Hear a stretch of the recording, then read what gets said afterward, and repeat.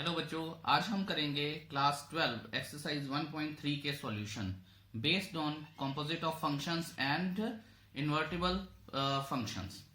अब इसमें जो हमने सीखा था वो साथ साथ में हम वो सारा कुछ रिपीट करेंगे। मैंने पहला क्वेश्चन लिख लिया है एक्सरसाइज 1.3 का, थोड़ा सा अलग से करके लिखा है मैंने। F maps to this set to this set. हमें पता है मैपिंग सेट टू सेट होती है। फिर उन्होंने बता दिया है f इज इक्वल टू, ये हमें उन्होंने दे दिया है। आपको याद होगा ये सारे क्या होते हैं, ऑर्डर्ड पेयर्स होते हैं। और उन्होंने बता दिया है कि ये इनपुट है, ये आउटपुट है। अगर मैं इसको लिखूं, ठीक है, तो मैं ये बता सकता हूं कि यहां देखिए f of 1 is equal to 2, f of 2 is equal to हमारे पास आया है f of 3 is equal to 5 and f of 4 is equal to 1। यहां से हमें सारा पता चल गया है कि 1 input, 2 output, 3 input, 5 output, 4 input, 1 output. इसी तरह से हमें g फंक्शन भी दिया है 1, 2 और 5। This g function maps to 1 2 5, ठीक है, टू सेट 1 एंड 3। और उसके बाद जो g फंक्शन इक्वल है वो किसके इक्वल है, अगर मैं लिखूं g of 1 is equal to 3, input output, g of 2 is equal to 3 and g of 5 is equal to 1। यहां से आप देख सकते हैं और आपको क्लियर भी हो गया होगा। अब उन्होंने क्या कहा है कि गॉफ ढूंढ दो। ठीक है जी, गॉफ ढूंढ देते हैं। अगर मैं गॉफ ढूंढूंगा तो मेरे को ये पता है, ये मैं लास्ट इंट्रोडक्शन में पढ़ के आया हूं सारा कुछ। तो गॉफ ऑफ x, o हटा देते हैं, ठीक है।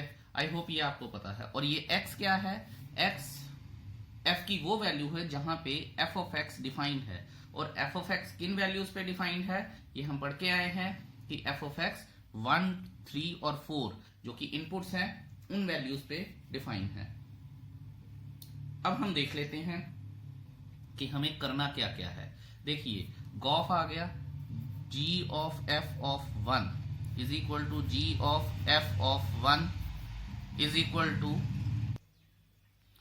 अब देखिए f ऑफ 1 यहां से क्या है 2, तो मैं लिख दूंगा g ऑफ 2। और g ऑफ 2 क्या है मेरे पास 3, इजंट इट। तो वैल्यू हमारे पास आ गई है। इसी तरह से आगे मैं लिखूंगा, हमारी अगली इनपुट f के लिए है 3, g of f of 3 is equal to g of f of 3 is equal to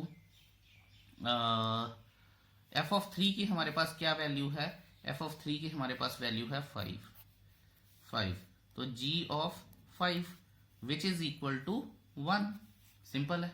अब हम दोबारा लिखेंगे g of f of next input क्या है 4, और g of f of 4, f of 4 हमारे पास क्या दे रहा है, f ऑफ 4 देखिए 1 दे रहा है। तो ये हमारे पास क्या आ गया g ऑफ 1, सॉरी, और g ऑफ 1 हमें क्या दे रहा है, हमें 3 दे रहा है। तो अब देखिए गॉफ का जो हमें सेट बनाना है वो क्या बना है, गॉफ बना है हमारे पास 1 3। क्यों 1 3 है, क्योंकि आप ये देखिए यहां पे ये इनपुट है, ये आउटपुट है, ठीक है। उसके बाद हमारे पास क्या बना है 3 1, ठीक है जी, ये इनपुट है, ये आउटपुट है।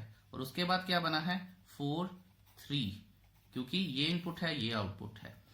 So this is the whole question. I hope you must have understood. अब करते हैं क्वेश्चन नंबर 2।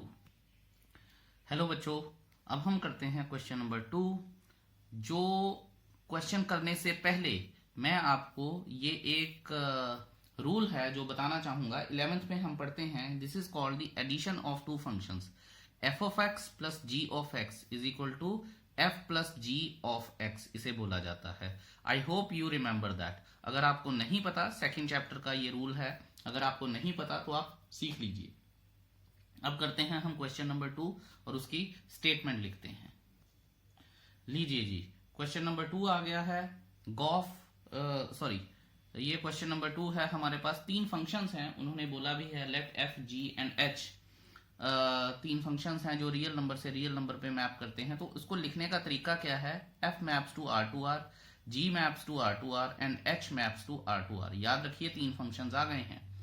पहले सॉरी पहले हमें ये प्रूव करना है, फर्स्ट पार्ट जो है f plus g of h is equal to f o h plus g o h. तो पहले फर्स्ट पार्ट को ही देख लेते हैं। मैंने कंसिडर किया है f plus g of h is equal to f of h plus g of h। अब चलते हैं हम अपने अगले पेज पर और देखते हैं इसको आगे कैसे बढ़ाना है। अब मैं लेफ्ट हैंड साइड कंसिडर कर रहा हूं और उसे लिख रहा हूं। हमारे पास है f plus g of h और मैं अपनी तरफ से एक एलिमेंट ले रहा हूं x जो कि f को बिलोंग करेगा, इनपुट है, ठीक है, सॉरी h को बिलोंग करेगा जो कि इनपुट है। तो आप ये देखिए कि मैं यहां से ये ले रहा हूं, ठीक है। अब आप ये देखिए यहां मेंशन करने की जरूरत नहीं है, ये ऑब्वियस होता है, ठीक है। अब हम क्या करेंगे, जो हमने पहले फॉर्मूला लगाया था वही है, इसको लिख सकते हैं f plus g of h of x। I hope you will agree with me, क्योंकि o उड़ गया है तो ब्रैकेट लगा सकते हैं, अगर ब्रैकेट लगी हुई है उसे हटाने के लिए o लगाना पड़ता है। अब इसके बाद मेरे पास क्या आएगा, दिस इंप्लाइज टू, ठीक है, f ऑफ ऐसे नहीं लिख सकता मैं, f h of x plus g h of x। I hope कि आपको समझ आ गया है। अब मैं क्या करूंगा, मैंने जैसे आपको बताया था कि ब्रैकेट लगी है तो उसे हटाने के लिए मुझे क्या करना पड़ेगा, मुझे o लगाना पड़ेगा। तो मैं ये f of h of x plus g of h of x, और इसके बाद क्योंकि x मैंने खुद से ही लगाया था तो इसके बाद मैं इसको ऐसे भी लिख सकता हूं, ठीक है, which is equal to right hand side and hence proved. I hope that's pretty clear, easy है। अब मैं आपको सेकेंड पार्ट करवाने से पहले दोबारा से एक फॉर्मूला रिमाइंड करवाना चाहूंगा, which is algebra of functions, that is f into g of x is equal to f of x dot g of x। I hope ये आपको याद होगा, नहीं है तो आप जान लीजिए कि अलजेब्रा ऑफ फंक्शंस का ये रूल होता है।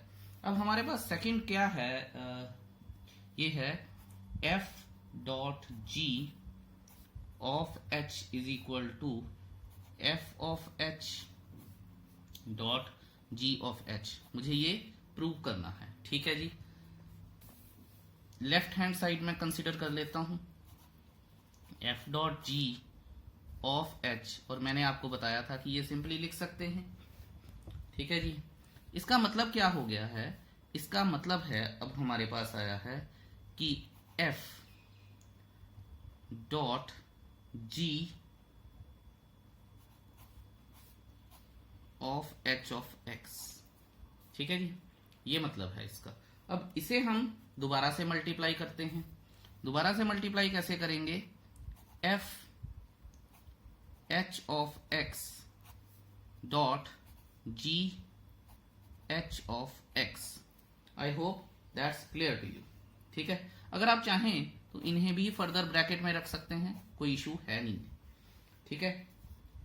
अब आप ये देखिए कि मैं ये वाली जो ब्रैकेट है और ये वाली जो ब्रैकेट है ये हटाने की कोशिश करूंगा, ठीक है।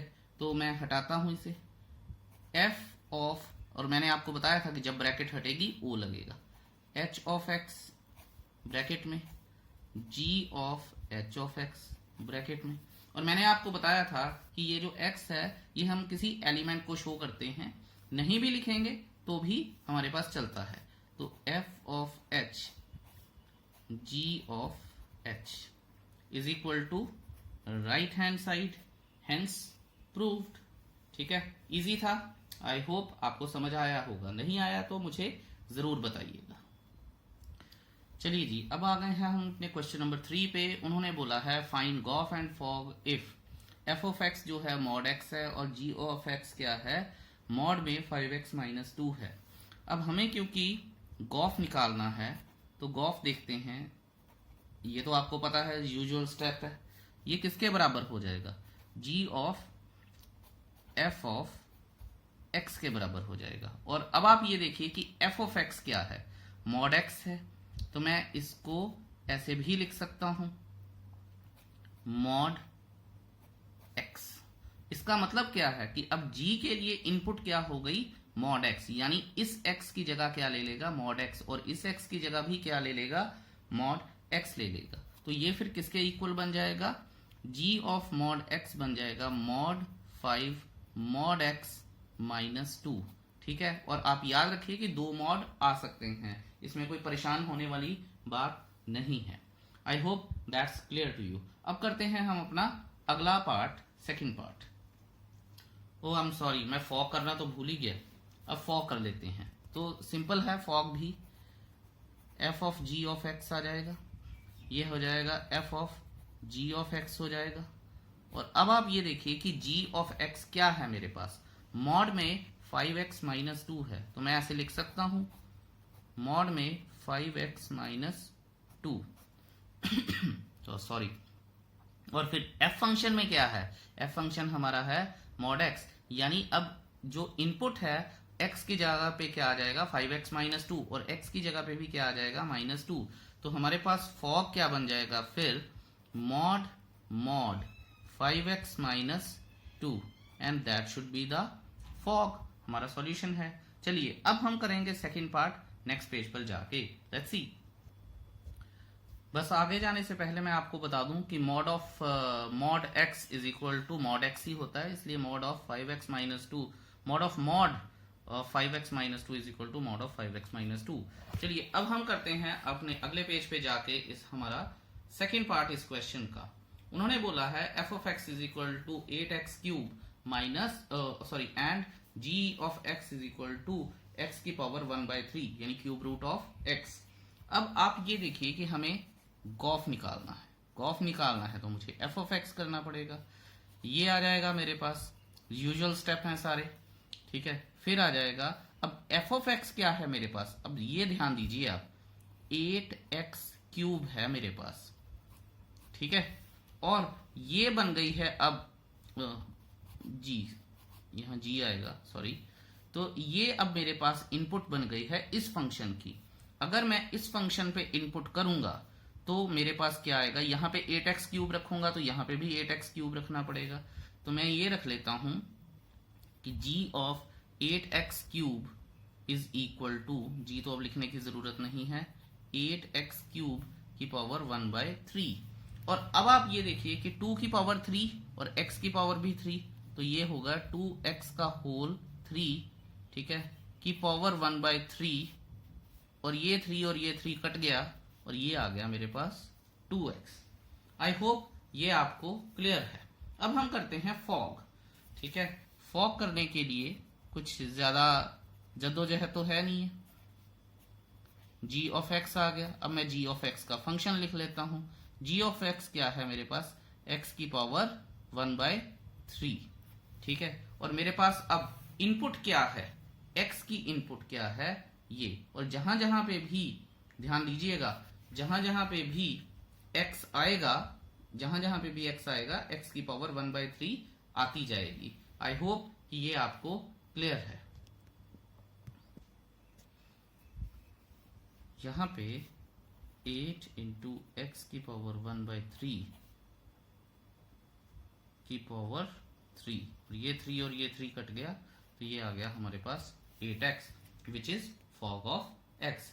I hope that's clear to you, कोई दिक्कत है होनी नहीं चाहिए आई मीन।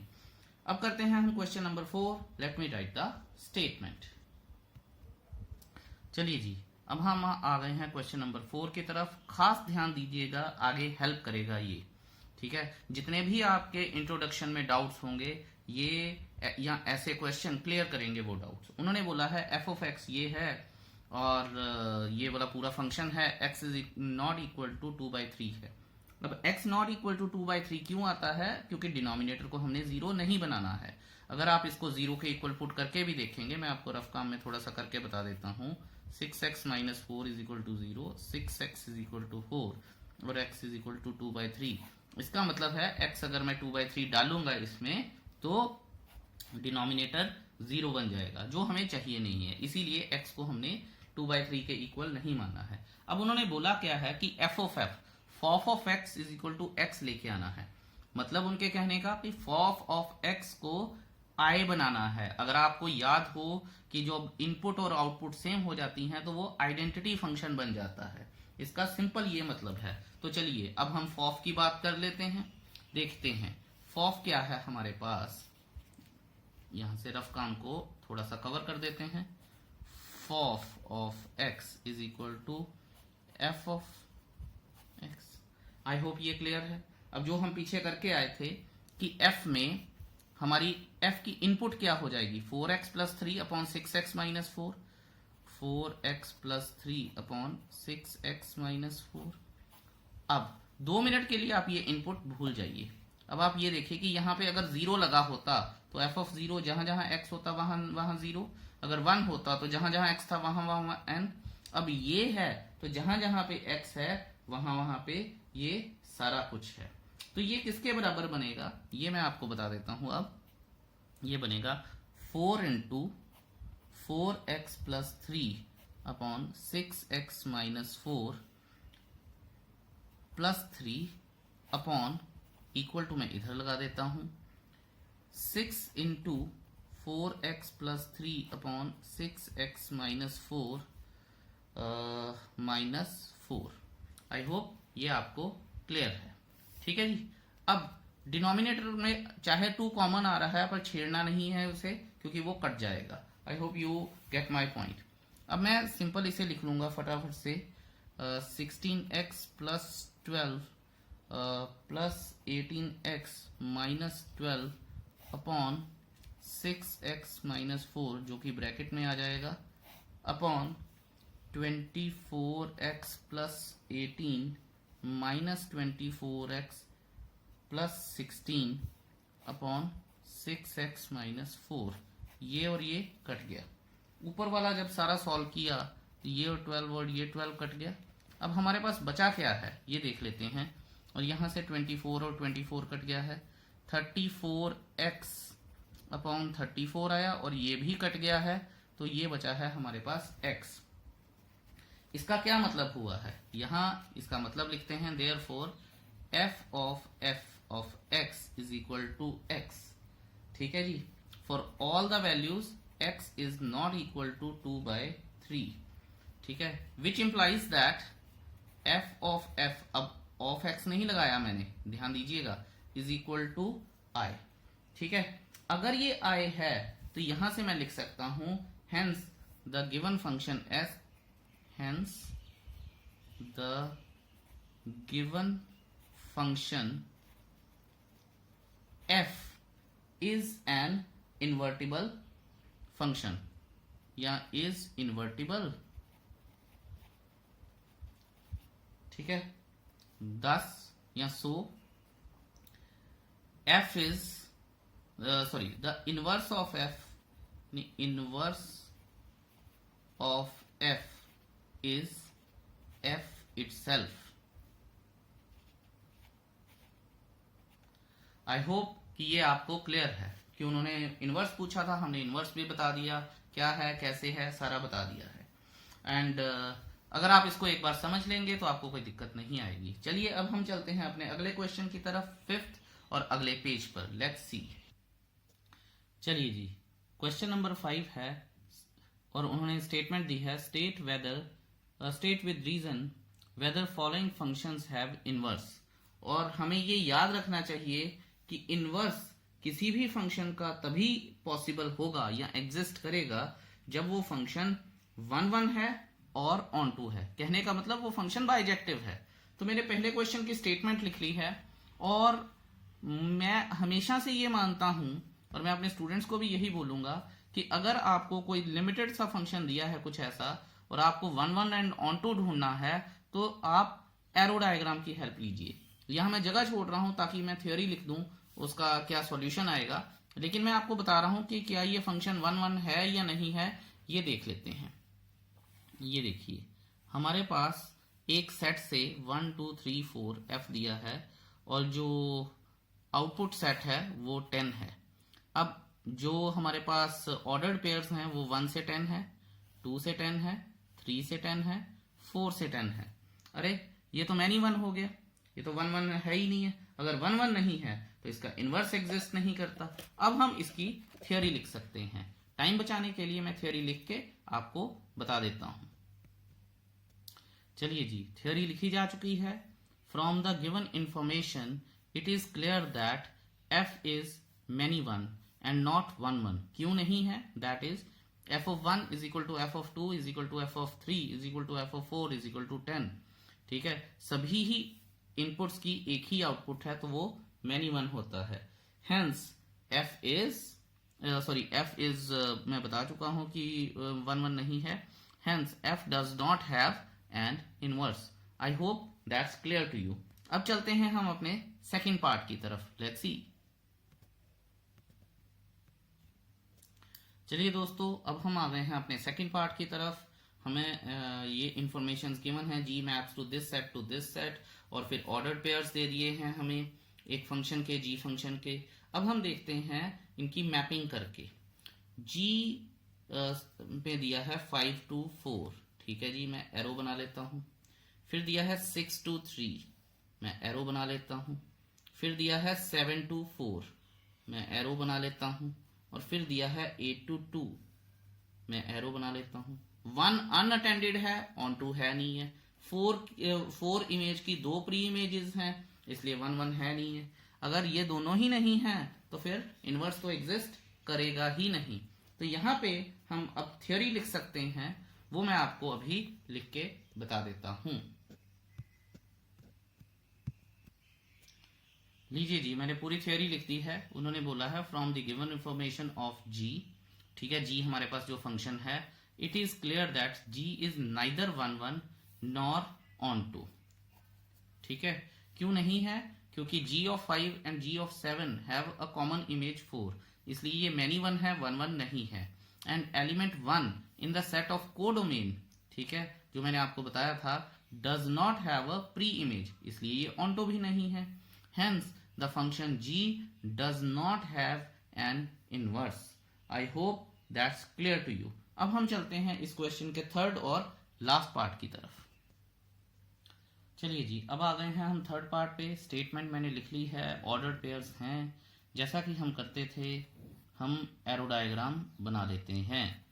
2 3 4 5 और 7 9 11 13।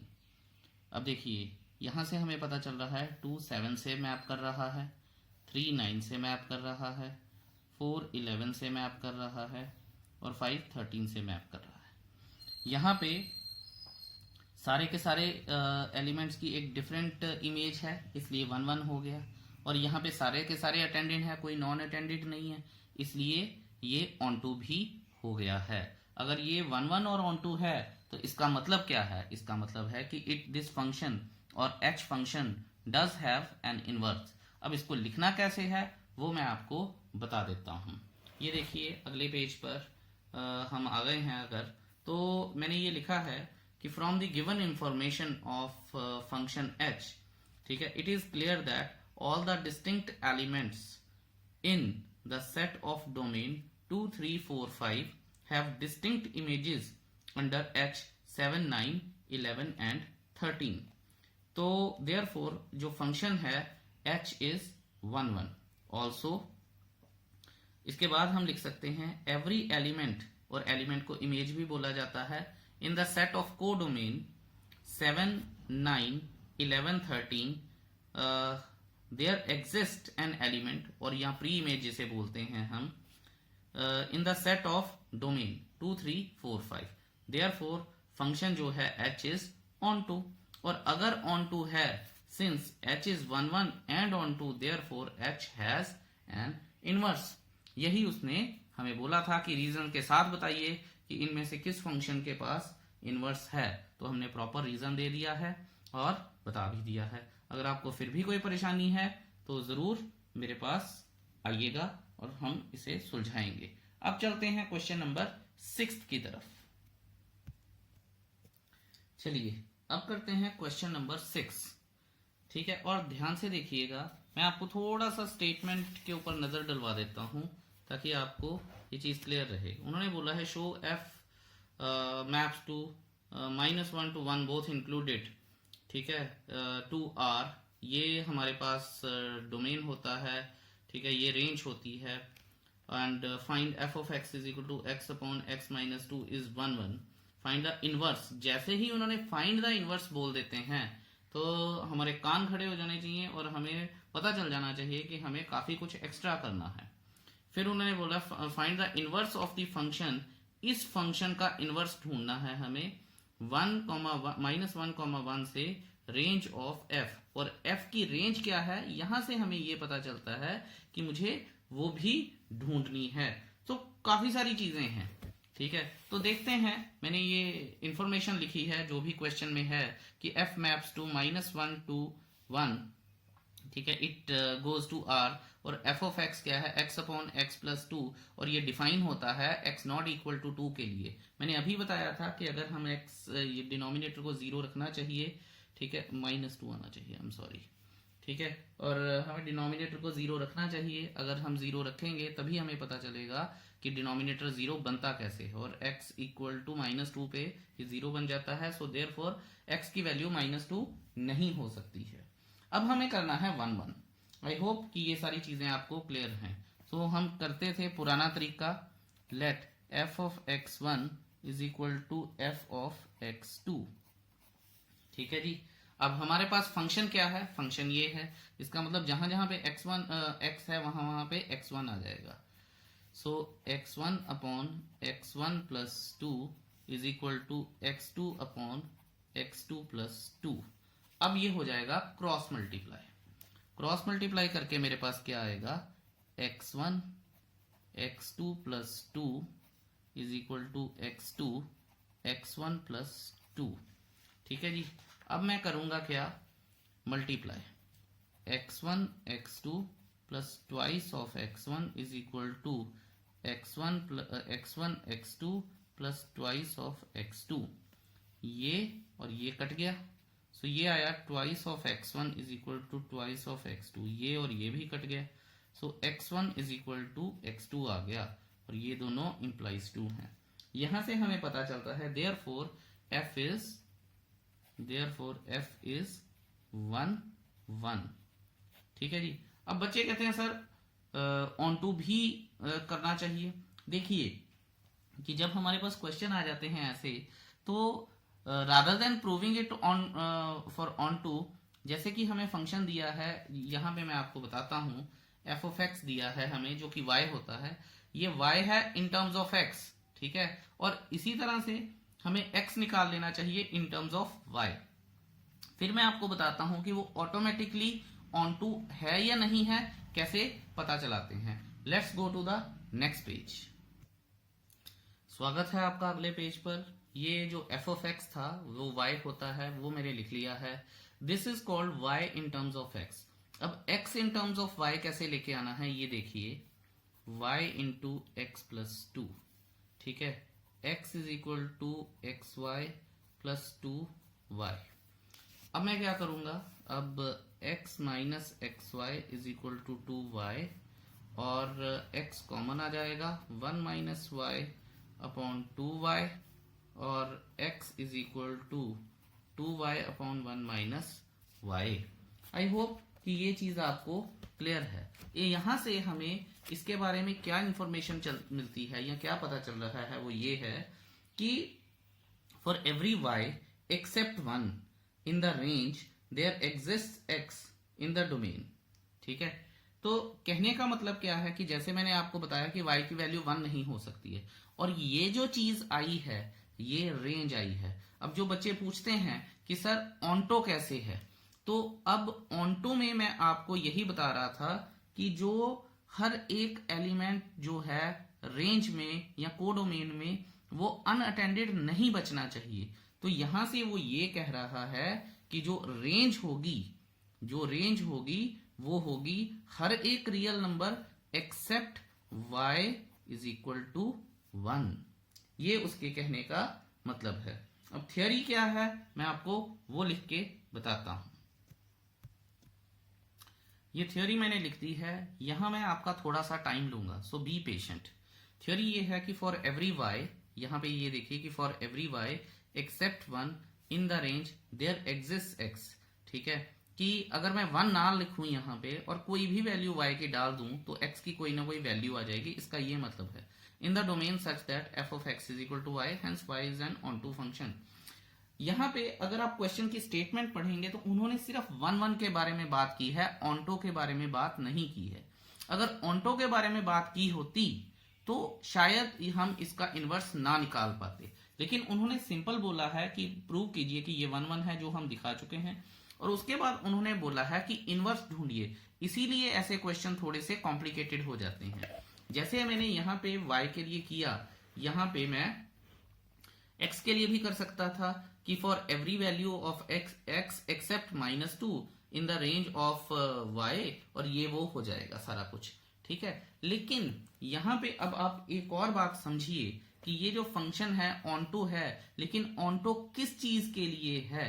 ठीक है, तो यहाँ पे मैं आपको बताऊं कि जो रेंज आएगी वो आएगी r-1। अगर मेरे पास ये वाला कोडोमेन होगा तभी ये फंक्शन ऑन्टो बनेगा। ठीक है, क्योंकि ऑन्टो के लिए उन्होंने बोला नहीं है, इसलिए मुझे कोडोमेन खुद से निकालना पड़ा। ठीक है, ये कोडोमेन को मैंने खुद से निकाला है। आई होप कि ये बात आपको क्लियर है। ठीक है, यहां आपको बहुत ध्यान से चलना है। चलिए अब चलते हैं नेक्स्ट। अब आप ये देखिए कि जो मैंने आपको पहले भी समझाया था कि ये जो बन जाएगा, ये जो x है ये gy भी बन जाएगा। ठीक है, और हमारी पास यही रिक्वायरमेंट होती है कि हमें ये फंक्शन लेके आना होता है। इसका मतलब क्या है कि gy जो हमारे पास फंक्शन आया है 2y 1 माइनस y आया है, जो कि x अपना y की टर्म्स में था, और x का मतलब है g ऑफ y। यहां से ही इन्वर्टिबल फंक्शंस की तैयारी शुरू हो जाती है। अब देखिए ये क्या था, x in terms of y। तो जब हम gy को यहाँ पे लेके आए हैं, इसका मतलब क्या है कि इसकी डोमेन क्या होगी, इसकी डोमेन होगी रेंज ऑफ f, और रेंज ऑफ f क्या है ये चीज लिखनी पड़ेगी हमें। याद रखिएगा ये बात, क्योंकि जो रेंज है वहां पे उन्होंने पूरी की पूरी रियल नंबर्स दी थी, लेकिन ऑन्टो की बात नहीं की थी। अब यहाँ पे हम ये बात करेंगे कि ये जो g फंक्शन है ये है r-1, ये हो गया इसका डोमेन, और जो इसकी रेंज होगी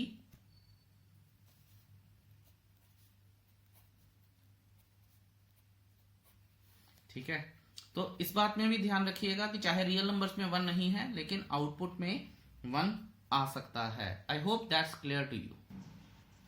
अब यहाँ पे हमारा रियल मुद्दा क्या है, रियल मुद्दा ये होता है, मैं बॉक्स बना के बता देता हूं। रियल मुद्दा है कि gof of x is equal to x prove करना है, identity function, I hope you remember, और fog of y is equal to y prove करना है, आइडेंटिटी ऑन y। यही हमारा एक एक्चुअल मुद्दा है जिसके ऊपर अब हम काम करेंगे। अब मैं गॉफ x निकालता हूं, तो देखिए यहां पे नाउ गॉफ x क्या है जी, हमारे पास g of f of x है, जो कि हमारे पास बनेगा g of x upon x plus 2, क्योंकि f ऑफ x क्या था, यही तो था।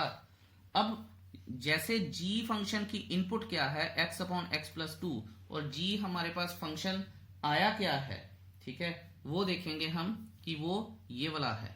तो हमारी जो g की इनपुट है, अब जहां जहां पे y है वहां पे ये सारा कुछ आएगा।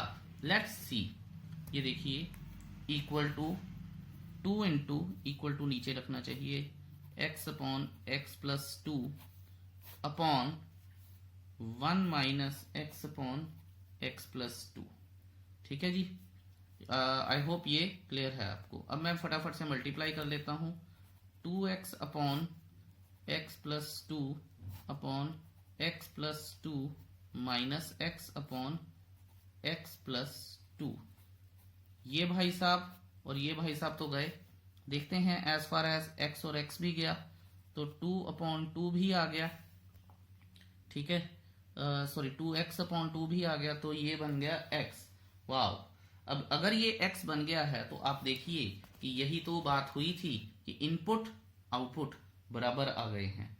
ठीक है, तो देखते हैं अभी हम कि क्या हमारे पास आता है। अभी हम फॉग की भी बात कर लें। चलिए नेक्स्ट पेज पर चलते हैं फॉग की बात करने के लिए। फॉग वैसे तो इजी फंक्शन है, g ऑफ y, ठीक है, और g ऑफ y क्या है मेरे पास, f of 2y/1 minus y। Okay, अब हम इसकी बात कर लेते हैं। ध्यान से देखेंगे फंक्शन f ऑफ x में जहां जहां x आएगा वहां वहां पे ये चीज डलती जाएगी। और ये क्या है, 2y/1 माइनस y अपॉन, ठीक है, 2y/1 minus y plus 2 is equal to 2y/1 minus y upon 2y plus 2 into 1 minus y upon 1 minus y। ये और ये कट गया। अब आएगा हमारे पास 2y/2y प्लस 2 माइनस y और minus 2y, I am sorry, ये और ये कट गया, तो ये आ जाएगा 2y/2 is equal to y बन जाएगा। यहां से अब हमें क्या पता चला है, क्योंकि मैंने आपको बताया था, ये देखिए जो हमारे पास fog y is equal to y यानी input is equal to output आ गई है। तो अब आप ये देखिए जो मुझे लिखना है कि therefore gof is equal to fog is equal to identity function on real numbers. ठीक है, देयरफॉर क्योंकि उसने इनवर्स ढूंढने के लिए बोला है, f inverse is equal to g हो गया, और जहां पे जी लगा है क्योंकि फंक्शन में हमने लगाया था, तो एफ इनवर्स वाई, पहले जी ऑफ वाई था ना, तो 2y/1 minus y for all y not equal to 1, ये हमारा इनवर्स फंक्शन हो गया है। I hope that's clear to you. अगर फिर भी कोई इशू है हल्का फुल्का जरूर पूछिए, मैं जरूर बताऊंगा। Thank you. चलिए दोस्तों, अब हम करते हैं क्वेश्चन नंबर 7। उन्होंने बोला है कि consider f maps to real number यानी इनपुट और आउटपुट यानी डोमेन और रेंज, वो दोनों रियल नंबर्स हैं। फंक्शन दिया है हमें f of x is equal to 4x plus 3, और हमें शो करना है कि एफ इन्वर्टिबल है। अगर एफ इन्वर्टिबल निकल आता है, जो कि स्टेटमेंट से लग रहा होगा ही, तो फिर हमें एफ का इनवर्स भी ढूंढना है। ठीक है, तो चलते हैं हम यहां हम लिख लेते हैं let x1, x2 belongs to R, input set को बिलोंग करते हैं। मैं आपको पहले इंट्रो वीडियो में भी बता चुका हूं ये चीज। अब क्या होगा कि f of x1 is equal to f of x2, ये सारा 1 1 की कवायद है हमारे पास। सो यहां पे हम लिख लेते हैं 4x plus 3, 4x1 plus 3 is equal to 4x2 plus 3। So हमारे पास अब 3 और 3 उड़ जाएगा, तो 4x1 is equal to 4x2 आ जाएगा, x1 is equal to x2 आ जाएगा, और ये और ये इंप्लाइज 2 है। ठीक है, तो यहां से हमें क्या पता चला, therefore f is a 1 function. I hope कि 1 1 तो वैसे भी आसान होता है, कोई इतना लंबा चौड़ा काम नहीं करना होता।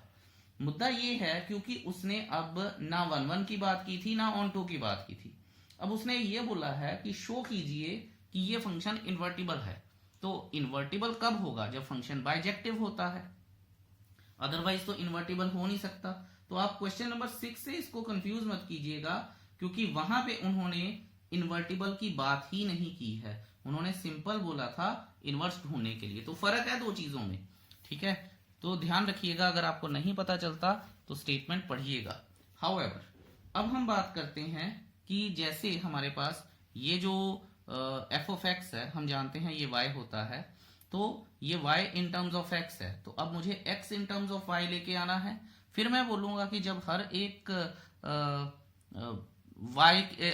x के लिए y की एक वैल्यू होगी और हर एक y के लिए x की एक वैल्यू होगी, तभी तो वो ऑन टू बनेगा। यहां से मुझे पता चलता है, यस मैं आपको बता रहा हूं, y is equal to 4x plus 3। यहां से पता चलता है कि हर एक x के लिए y की एक वैल्यू है। ठीक है, तो यहाँ पे ये इंडिपेंडेंट वेरिएबल हैं और ये डिपेंडेंट है। डिपेंडेंट हमेशा क्या होता है, आउटपुट होती है। ठीक है, सो ये बात का ध्यान रखिएगा। अगर फिर भी नहीं आपको पता चलता तो हम देखेंगे। यहाँ पे अब हमारे पास क्या है, लेट लिख लेता हूं मैं, y is equal to 4x plus 3, क्योंकि मुझे अब x को इन टर्म्स ऑफ y की फॉर्म में लेके आना है। ये हो गया। अब y minus 3 upon 4 is equal to x है। ठीक है, और ये आ गया x in terms of y।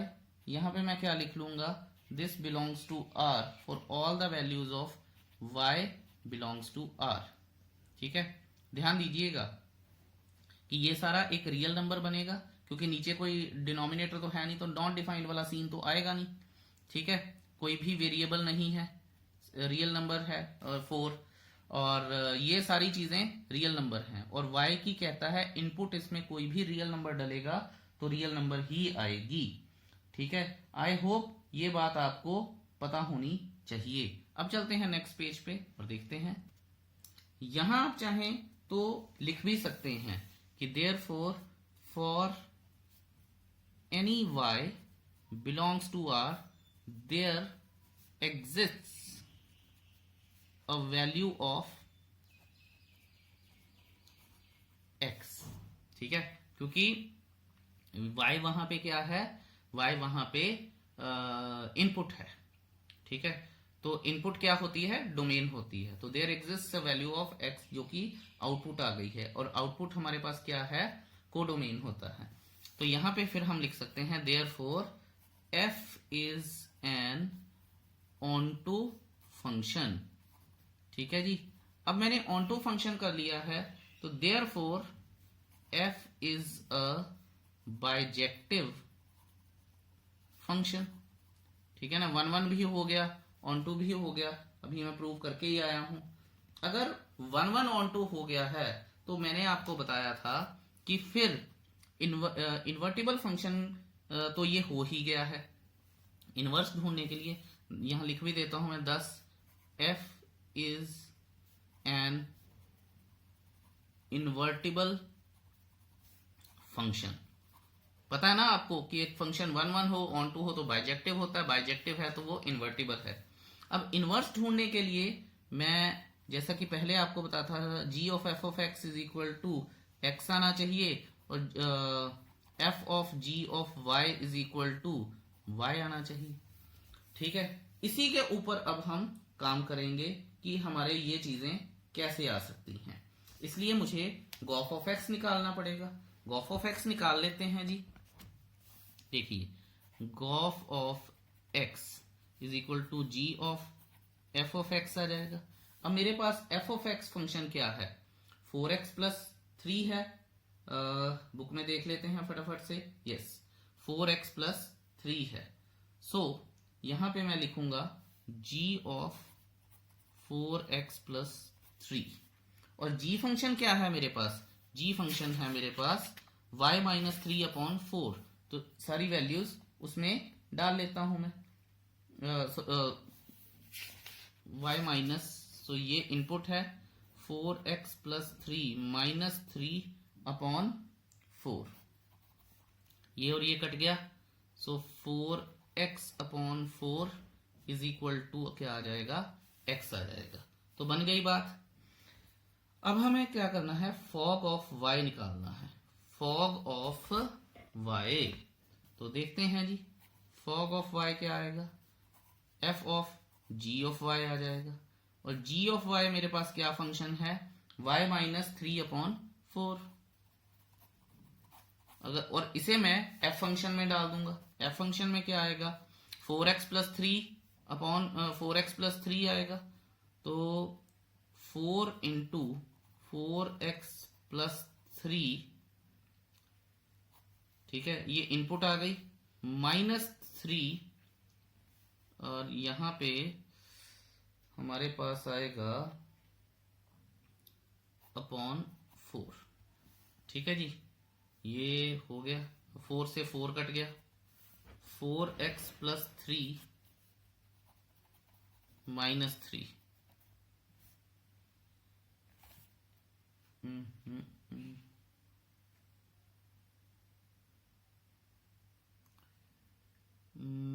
I'm sorry, ये गलती कर दी है मैंने।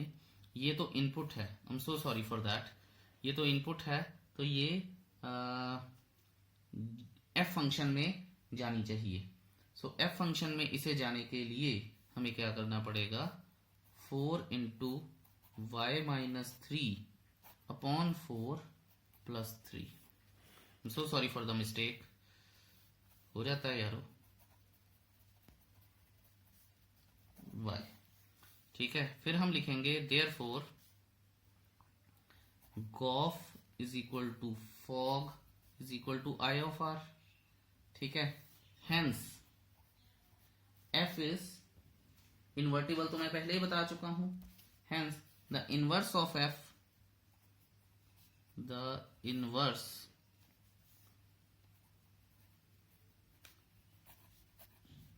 इज, ठीक है, ये आपको पता होना चाहिए। तो g ऑफ y की जगह पे अब हम f इनवर्स लिख सकते हैं। तो यहां पे f inverse of y is equal to y minus 3 upon 4, और यही मेरे पास इन्वर्टिबल फंक्शन आया है। I hope that's clear to you. अब हम चलते हैं 8th क्वेश्चन की ओर।